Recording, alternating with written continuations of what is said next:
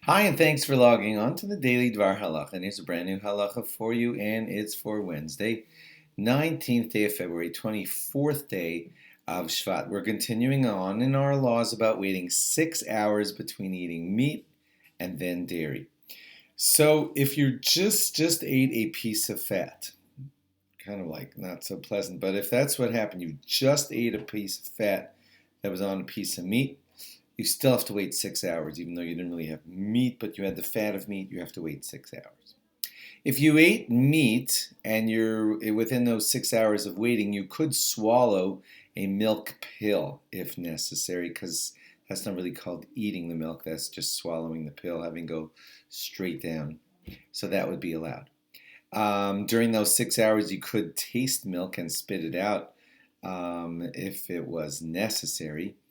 Um, During the 6 hours while you're waiting after meat, you could drink like almond milk. If it's not dairy at all, then you could drink that.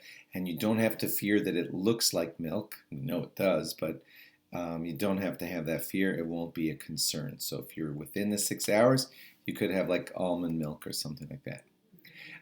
If you forgot that you're in the 6 hours post meat and you made a bracha on a dairy food right in front of you, the bracha's done. And then you realize, I can't eat it because it's within the 6 hours. What should you do? So there are some that say take a bite because you want to avoid making a bracha levatala, God's name in vain. So at least if you take one bite, then God's name won't be in vain. Others say that that would only be okay if 1 hour has passed. See, if 1 hour has passed, then according to some opinions, you've already waited long enough.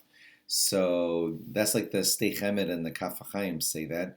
If an hour has passed, and according to some opinions you've waited long enough, then you could take a bite in order to avoid the bracha levatala.